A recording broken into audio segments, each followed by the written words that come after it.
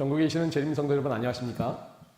천국을 연습하는 교회, 오늘은 경건한 두려움을 가진 교회라는 제목으로 말씀을 함께 나누도록 하겠습니다. 하나님의 말씀 사도행전 5장 1절부터 11절의 말씀을 봉독하겠습니다. 아나니아라는 사람이 그 아내 삽비라로 더불어 소유를 팔아 그 값에서 얼마를 감춤해 그 아내도 알더라.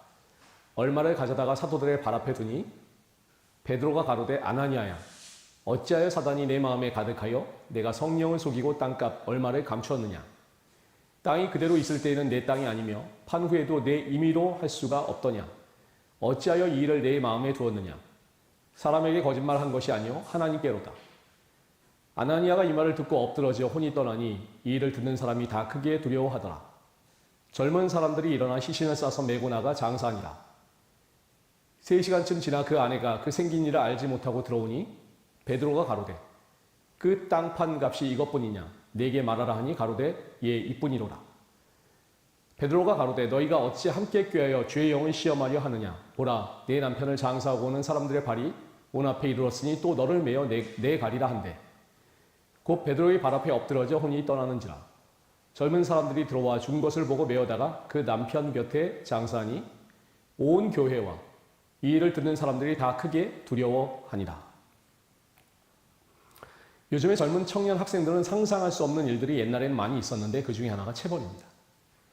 예전에 학교 다닌 성도님들은 아마 학교 다니시면서 한 대도 안 맞고 다녔다 그런 분은 별로 없으실 것입니다. 뭐 잘못해서 맞는 경우도 있지만 어떤 경우에는 크게 잘못한 일도 없는데 억울하게 맞는 그런 경우도 있었습니다. 그러면 맞는 것도 맞는 것이지만 억울해서 속이 많이 상했던 기억이 있습니다. 또 과거에 구타하면 빼놓을 수 없는 것이 군대입니다. 아마도 우리 남자분들 중에서도 예전에 군생활 하시면서 안식일 문제나 여러 이유로 핍박을 받으신 분들이 많이 계실 것입니다. 저도 군대에 있을 때 많이 맞았는데 술 안 마신다고 맞은 적도 있지만 제일 제가 많이 맞은 이유를 생각해 보니까 후임들을 때리지 않는다고 많이 맞았습니다. 이렇게 맞는 것은 아프기도 하지만 참 억울한 그런 일이었습니다. 이처럼 과거에는 말도 안 되는 이유로 괴롭히고 때리고 벌 주고 했던 그런 일들이 참 많았습니다.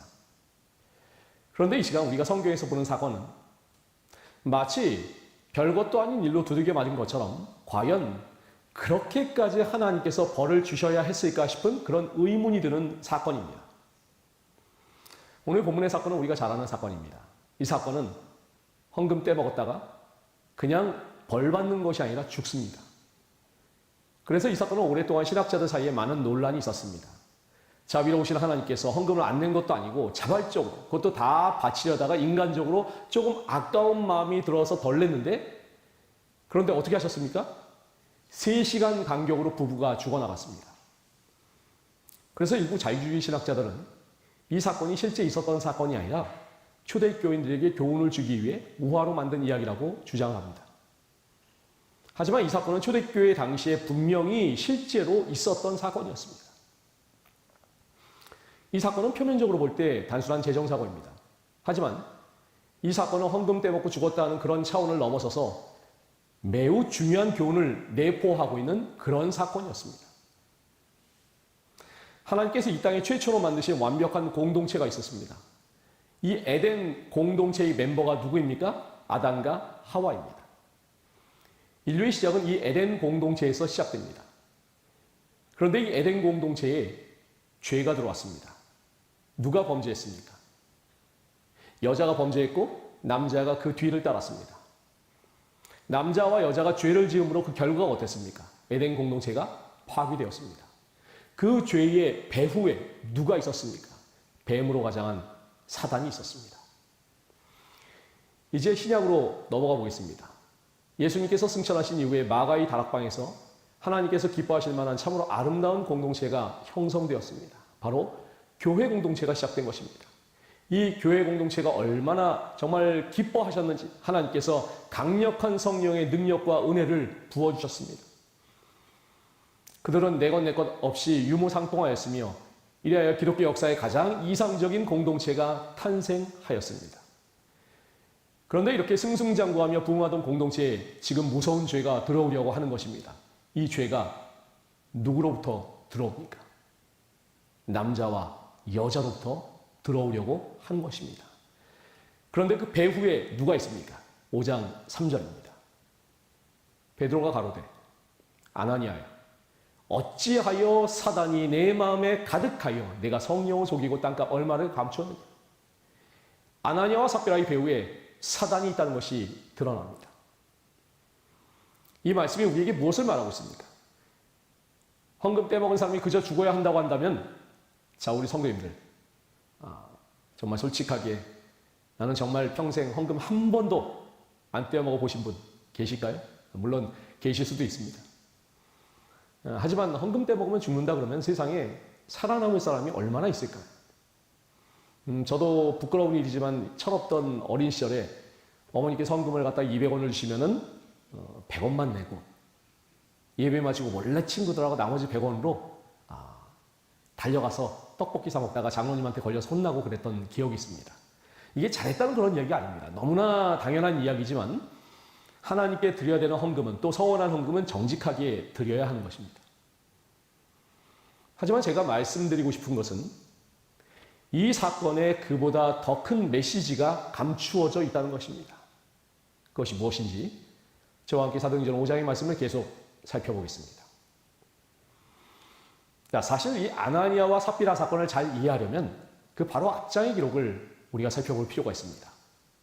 4장 36절 37절 말씀입니다. 구브로에서 난 레위족인이 있으니 이름은 요셉이라. 사도들이 일컬어 바나바, 번역하면 권위자라 하니 그가 같이 있음에 팔아 값을 가지고 사도들의 발 앞에 두니라.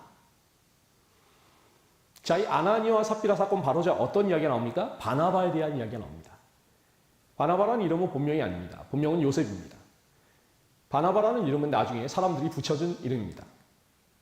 바나바라는 이름의 뜻은 권위자입니다. 영어로 son of encouragement, 용기를 주는 사람, 위로를 주는 사람이라는 그런 뜻입니다. 그러면 왜 요셉에게 바나바, 권위자라는 이름을 붙여 주었을까요? 6월절을 맞이해서 각처의 유대인들이 예루살렘에 다 모여들었습니다. 오순절에 마가의 다락방에서 놀라운 성령 방림이 이루어집니다. 많은 사람들에게 성령이 임해서 각각 자기 나라 말로 방언을 알아듣게 됩니다. 원래 계획대로라면 절기가 마치고 돌아가야 하는데 돌아가지 않았습니다. 하루에 3,000명씩 구원받는 사람의 숫자가 늘어나면서 폭발적인 수적인 증가가 이루어집니다. 사도들이 갑자기 불어난 이 많은 사람들의 먹고 자는 문제를 어떻게 감당하겠습니까? 그래서 먹이고 재우는 현실적인 문제에 봉착합니다. 자, 이런 현실적인 문제를 해결하려면 돈이 필요한데 사도들은 돈이 없었습니다. 그런데 놀라운 일이 일어납니다. 누가 강요한 것도 아닌데 성도들이 한마음 한뜻으로 성금을 모았습니다. 그러니까 한 사람도 핍절한 사람이 없이 모두가 함께 나누게 되었습니다. 이때 그 재정을 가장 앞장서서 충당했던 인물이 누구냐면 바로 바나바입니다. 바나바는 재력 있는 사람이었습니다. 그가 밭이 있음에 그 값을 가지고 사도들의 발 앞에 두니라. 자, 그런데 바나바는 재정만 헌신했을 뿐만 아니라 마음이 굉장히 따뜻한 사람이었습니다.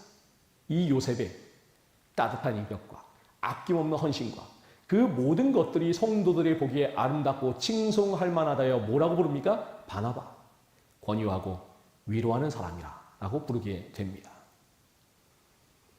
이 사람의 헌신을 통하여 많은 사람들이 위로를 얻고 새 힘을 얻고 격려를 얻었습니다. 자, 사도행전 4장이 이렇게 바나바에 대한 칭송으로 마감을 하면서 바로 그 다음에 5장에서 누가 등장합니까? 아나니아와 삽비라가 등장합니다. 아나니아와 삽비라는 헌금하라고 누가 시킨 것도 아니고 자기들이 자발적으로 한 것입니다. 자, 그렇다면 이 아나니아와 삽비라가 헌금을 작정했던 동기가 무엇일까요? 바로 그 바나바에게 쏟아진 주목과 칭송을 그들도 받기를 원했기 때문입니다. 얼마나 바나바가 멋있어 보였을까요? 폼나 보이고 이 새로 받은 이름도 멋지고 우리도 저렇게 폼나게 한번 교인들에게 인정받고 살아보자. 사도행전 72페이지에 보시면 그들은 가난한 형제들을 돕기 위하여 그들의 소유를 나눠준 사람들이 신자들 중에 크게 존경받는 것을 보았고 라고 말씀하고 있습니다. 접근과 동기가 잘못된 것입니다. 돈으로 칭송과 박수를 사려고 했습니다. 이것이 바로 아나니아와 삽비라 사건을 통해서 하나님께서 교회란 어떤 공동체인가를 알려주시고자 하는 것입니다. 여러분, 교회란 무엇일까요? 교회는 쉽게 이야기하면 사람들이 모이는 곳입니다. 에클레시아라는 말도 사람들의 모임이라는 의미가 있습니다. 자, 그러면 학교는 무엇입니까? 마찬가지로 학교도 사람들이 모이는 곳입니다. 동호회는 어떻습니까? 동호회도 사람들이 모이는 곳입니다. 그러면 사람들이 모이는 곳이니까 학교나 동호회나 교회가 다 같은 곳일까요? 세 곳 다 사람들이 모이는 곳이지만 우리는 절대로 같은 곳으로 생각하지 않습니다. 왜 그렇습니까? 베드로와 요한이 기도하러 성전에 갔다가 안진뱅이를 보았습니다. 베드로와 요한이 안진뱅이를 불쌍히 여겼습니다. 만약에 베드로가 요한에게 저 안진뱅이가 너무 불쌍한데 교회로 돌아가 저 불쌍한 안진뱅이를 위해서 매달 50만 원씩 지원해주면 어떨까라고 이렇게 의논하고 끝났다면 새로운 공동체는 교회가 아니라 자선단체가 되었을 것입니다. 그런데 그렇게 하지 아니하고 어떤 일이 벌어졌습니까? 안진뱅이가 일어났습니다. 이것을 뭐라고 합니까? 이런 현상을 뭐라고 불러요? 기적이라고 부릅니다. 이것이 교회의 본질입니다. 교회가 학교나 동호회와 다른 것은 교회는 기적이 일어나는 곳입니다. 세상과는 다른 이상한 일들이 벌어지는 곳입니다. 왜요? 교회는 영적인 곳, 신령하신 하나님께서 인도하시는 공동체이기 때문입니다. 결국 사도행전 5장에서 우리 하나님께서 말씀하시고자 하는 것이 무엇입니까? 교회라는 공동체는 아나니아가 돈으로 사려고 했던 그렇게 눈에 보이는 실체만 붙잡는 공동체가 아니라 하나님의 보이지 않는 신령한 섭리가 이끄는 영적인 공동체라는 그런 사실입니다. 아나니아와 삽비라가 왜 이렇게 어리석은 짓을 했을까요? 보이지 않는 섭리를 몰랐기 때문입니다. 베드로가 성령의 지도를 따라 그들의 죄를 꿰뚫어 보았습니다. 아나니아가 죽자 어떤 일이 있었습니까? 5장 5절입니다. 아나니아가 이 말을 듣고 엎드려져 혼이 떠나니 이 일을 듣는 사람이 다 크게 두려워하더라. 이 두려움이 무엇입니까? 무서워서 벌벌 떠는 것일까요? 그것이 아니라 경건한 두려움, 다시 말해 경외심입니다. 하나님의 백성들은 또한 교회는 이런 경건한 두려움이 있어야 합니다. 왜 사사기의 백성들이 자기 소견에 옳은 대로 방자히 행했을까요? 눈에 보이지 않지만 분명히 존재하시고 지도하시는 하나님께 대한 경건한 두려움이 없었기 때문입니다. 하나님은 말씀하십니다. 교회가 세상의 모임이나 조직과 다른 것이 무엇인가? 교회를 지도하시는 분, 성도의 삶에 임재하시고 섭리하시는 분을 잊지 말라는 것입니다. 우리 재림 성도 여러분, 그래서 교회는 사람이 무엇을 하는 공동체가 아닙니다. 교회는 내게 무슨 일이 일어났는가를 경험하는 곳입니다. 그 일을 누가 하십니까? 성령께서 하시는 것입니다. 내가 무엇을 하는 곳이 아니다.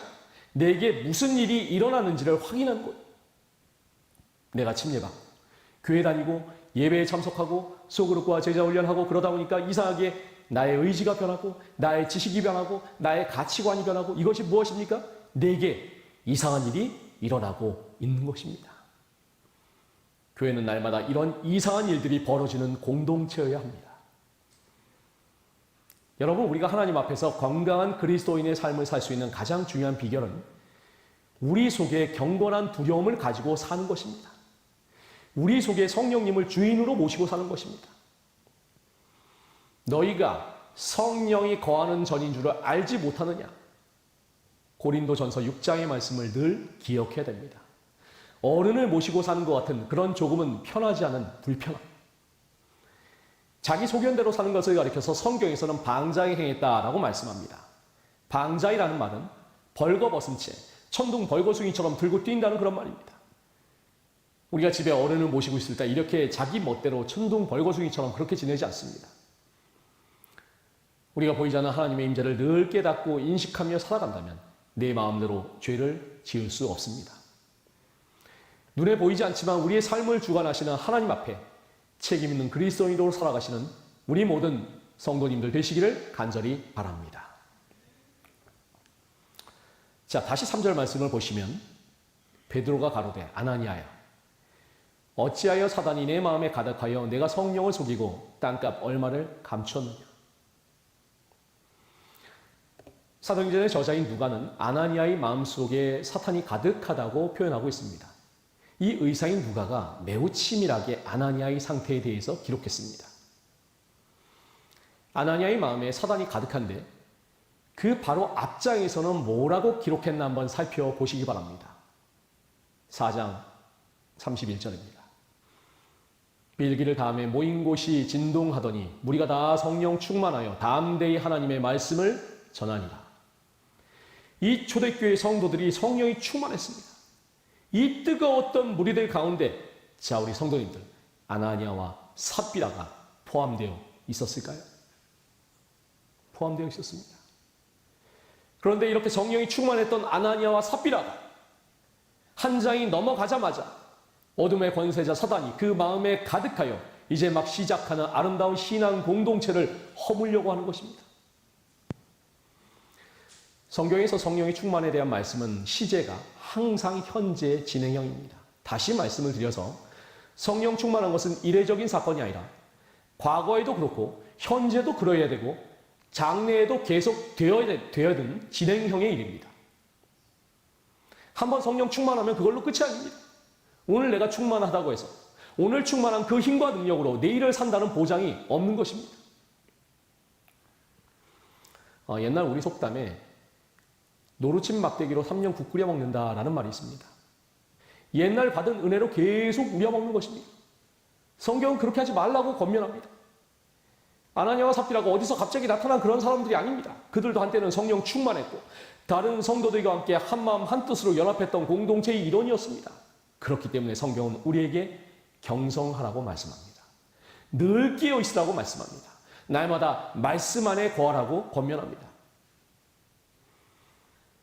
우리가 지난 3년간 유례를 찾아볼 수 없는 코로나라는 것을 겪으면서 생겨난 현상 중에 하나가 확실히 각 교회들마다 교회의 출석률이 많이 떨어진 것 같습니다. 이제 코로나가 끝나면서 조금씩 회복을 하고 있지만 우리 성도님들께서 예배를 참석하시는데 더 열심을 내주시길 바랍니다. 또한 말씀 연구는 우리 재림교회의 가장 소중한 신앙유산입니다. 과거의 재림교인이라고 하면은 정말 성경 박사라고 인정을 했습니다. 지금도 기억나는 것은 여호와 증인 교인들이 집에 전도하러 와서 저희 아버님과 성경을 가지고 토론을 하다가 도저히 상대가 안 되니까 도망을 가곤 했던 그런 기억이 있습니다. 우리 재림교인들은 성경과 예언의 신의 말씀을 늘 함께 했습니다. 제가 어렸을 때 항상 저희 집은 신계원 목사님이나 여러 목사님들의 설교 테이프가 늘 틀어져 있었습니다. 신앙의 연조가 오래되신 우리 어르신들은 다 그렇게 사셨죠. 그런데 왠지 지금은 과거에 비해서 우리의 삶에서 말씀이 좀 더 멀어진 것 같은 생각이 듭니다. 성경과 예언의 신의 샤니, 유튜브와 넷플릭스와 세상의 여러 문화들이 대신한 것이 아닐까 생각이 됩니다. 이제 우리는 다시 책의 백성으로 돌아가야 합니다. 우리는 하나님의 택하신 성도로서 매일매일 신령한 물을 마시고 신령한 음식을 먹고 신령한 공동체 속에 거해야 됩니다. 우리가 우리의 공동체를 벗어나 세상 밖으로 나가면 우리는 또 세상의 잡다한 일들과 부딪힐 것이고 보지 말아야 될 것을 보게 될 것입니다. 그런 것들을 무슨 재능으로 우리가 버텨낼 수가 있겠습니까?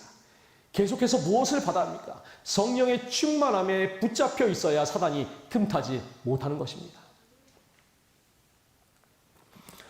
구약 성경에 보면은 이와 비슷한 사건이 하나가 등장합니다. 이스라엘 백성들이 광야에서 새로운 공동체를 형성하고 요단강을 건너 가나안에 입성하여 첫 번째로 만난 적이 여리고였습니다. 그런데 여리고 전쟁은 칼과 창 한 번 쓰지 않고 오로지 하나님의 능력으로 승리한 전쟁이었습니다. 그런데 그 다음이 문제가 되었죠. 여리고에 비하면 10분의 1도 안 되는 작은 점, 아이같이 힘이 약하다고 해서 아이성, 그 아이성에서 이스라엘은 참패하고 맙니다. 승승장구하던 초대교회가 큰 위기를 만나듯이 이 승승장구하던 이스라엘 공동체가 위기를 맞게 됩니다. 이 아이성 전투에서 패배한 원인을 찾아보니까 무엇입니까? 한 사람의 죄가 들통난 것입니다. 제비를 뽑으니 아간이 범인입니다. 그런데 이 아간에 대해서 성경은 뭐라고 이야기할까요? 여호수아 7장 1절 말씀입니다. 이스라엘 자손들이 온전히 바친 물건으로 말미암아 범죄하였으니 이는 유다 지파 세라의 증손 삽디의 손자 갈미의 아들 아간이 온전히 바친 물건을 가졌습니다. 아간의 족보를 성경이 이렇게 상세하게 밝히는 이유가 무엇일까요? 이 족보에 담긴 이름 때문입니다. 먼저 아간은 유다 지파입니다. 예수님께서 나시기로 하신 바로 그 지파입니다. 세라의 증손, 세라는 빛이 밝아오다라는 뜻입니다. 삽디의 손자, 삽디는 선물이라는 의미입니다. 갈미의 아들, 갈미는 열매라는 뜻입니다. 유다 지파의 빛이 밝아오다, 선물, 은사, 열매. 이 좋은 가문의 피를 이어받은 아간은 그 조상들의 이름에 걸맞게 하나님께 영광을 돌리는 삶을 살아야 했습니다. 하지만 하나님께 영광을 돌리기는커녕 아간 한 사람의 죄로 인해서 하나님의 공동체가 큰 위기에 빠지게 된 것입니다. 아나니아라는 이름의 뜻은 하나님은 은혜롭다라는 말입니다. 삽비라는 보석이라는 뜻입니다. 이 부부의 이름이 얼마나 아름답습니까? 하나님은 은혜롭다, 보석. 하지만 그들은 그 이름에 어울리는 삶을 살지 못했습니다. 아니, 오히려 이 부부의 죄로 인해서 새롭게 출발하는 하나님의 공동체가 큰 위기에 빠지게 된 것입니다. 사도행전 5장 6절 말씀입니다. 젊은 사람들이 일어나 시신을 싸서 메고 나가 장사하니라. 아나니아가 죽자마자 사람들이 와서 즉시 시신을 무덤에 장사 지냅니다. 이 장면은 매우 이상하게 보여집니다. 아무리 죄를 지어 죽어도 그렇지 이렇게 즉각적으로 무덤에 장사하는 것은 좀 너무하다 싶은 생각이 있습니다. 보통 유대인의 장례 절차는 매우 깁니다. 그런데 5가지의 경우에는 24시간을 넘기지 않고 즉시 장례를 치렀습니다. 첫째, 자살한 사람. 둘째, 출교당한 사람. 셋째, 배교자. 넷째, 반역자. 마지막 5째, 범법자입니다.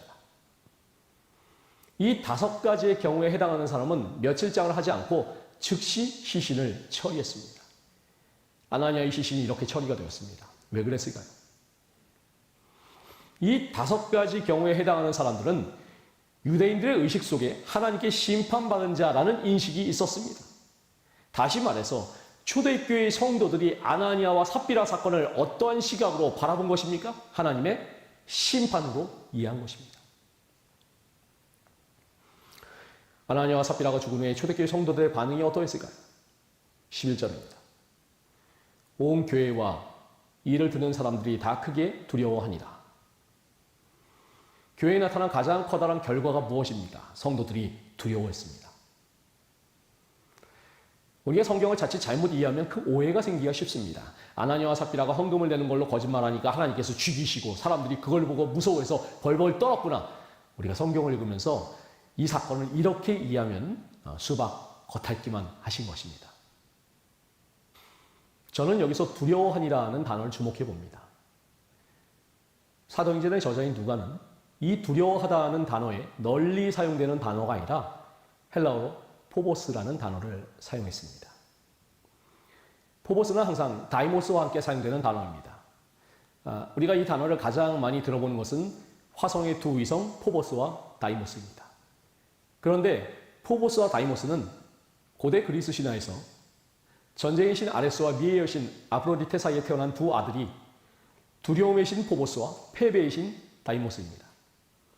이 아레스가 두 아들을 늘 전쟁에 데리고 다녔는데 포보스는 그래서 두려움은 두려움인데 어떤 두려움이냐면 전쟁에서의 두려움을 상징하는 그런 말이었습니다. 언어는 그 시대 사람들의 사상을 담고 있습니다.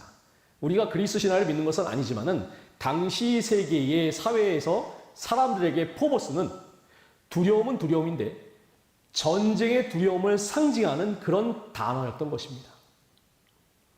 하나님께서 누가를 통해 당시의 초대교회 성도들, 더 나아가 오늘 우리에게 말씀하시고 싶은 것이 무엇일까요? 헌금 떼먹지 말라가 주제가 아닙니다. 이것은 선악간의 대쟁투, 하나님과 사단 사이의 영적인 대쟁투에 관한 일이라는 그런 것입니다. 사단은 새로운 교회의 탄생을 가만히 두고 볼 수가 없었습니다. 그래서 아담과 하와에게 들어가 이 에덴 동산을 망쳐버린 것처럼 아간에게 들어가서 새로운 이스라엘 공동체를 망치려고 했던 것처럼 아나니아와 삽비라에게 들어가서 새롭게 출발하는 교회 공동체를 무너뜨리려고 했던 것입니다. 이렇게 성경의 역사를 보면 하나님의 역사가 일어나는 곳에는 늘 사단의 방해가 집요하게 벌어지는 것을 발견하게 됩니다. 초대교회 성도들은 새롭게 부흥하고 성장하는 교회 공동체에 큰 위기를 가져다준 이 사건을 바라보면서 두려워했는데, 그것은 하나님과 사단 사이의 대쟁투의 현장에 자신들이 있음을 깨달았기 때문이었습니다. 화이트보이는 이 사건을 사도행전의 말씀 가운데 이렇게 설명하고 있습니다. 그리스도의 은혜를 통하여 하나님의 종들은 빛과 축복의 사자들이 되어야 한다. 열렬하고 끈기 있는 기도로서 성령의 부어주심을 받고 영구원에 대한 부담감, 그 십자가의 승리를 확산시키려는 열심으로 충만한 마음을 가지고 나아갈 때 수고의 결과를 보게 될 것이다. 인간의 지혜를 자랑하거나 자신을 높이는 일을 단호히 거절함으로써 그들은 사단의 공격에 저하게 될 일을 성취할 것이다. 많은 영혼들이 어두움에서 빛으로 돌아오겠고 많은 교회가 세워질 것이다. 오늘 우리 재림 성도들이 지난 3년간의 코로나의 어두운 터널을 통과하여 이제 함께 한마음 한뜻으로 우리의 신앙 공동체에서 연합해서 무언가 하나님의 일을 하고자 한다면 분명히 사단의 집요하고 치밀한 방해와 공격이 있게 될 것입니다. 우리는 그러한 사단의 작전에 넘어지거나 낙심해서는 안 될 것입니다. 오히려 우리는 초대교회 성도들이 가졌던 거룩한 두려움, 하나님과 사단 사이의 대쟁투의 현장에 여자의 남은 자손으로 서 있음을 깨닫고 더욱더 경성하고 연합해서 하나님의 일을 해야 할 것입니다. 사단은 할 수만 있으면 택하신 자도 미혹하기 위해서 우리의 주변에 도사리고 있습니다. 주님께서 기뻐하시는 아름다운 신앙 공동체로 나아가려고 한다면 사단은 우리를 가만히 내버려두지 않을 것입니다. 반대로 우리에게 아무 일도 벌이지 않고 늘 편하는 것은 사단이 우리를 가만히 내버려 두어도 별로 위협이 되지 않기 때문입니다. 이럴 때 우리는 하나님이 기뻐하시는 일을 해야 되겠습니까? 사단이 좋아하는 대로 가만히 편안하게 지내는 것이 좋을까요? 여자의 남은 자손을 대적하기 위해서 바다 모래 위에 선 용을 우리가 영적인 눈으로 바라보면서 우리가 이 대쟁투의 현장의 한가운데 서 있음을 깨닫고 하나님께서 그 남은 무리에게 주신 사명을 감당하기 위해서 거룩한 두려움으로 살아가시는 우리 모든 성도님들 되시기를 간절히 바라면서 말씀을 마치겠습니다. 아멘. 오늘 목사님께서 주신 말씀이 참 우리가 다시 한번 힘을 내야 될 것 같습니다. 두 분 정도 한 10분 정도 말씀을 나누시고 두 분 개인적으로 같이 기도하시고 마치도록 하겠습니다. 네, 정복 집사님, 위재 집사님, 정재 집사님, 우리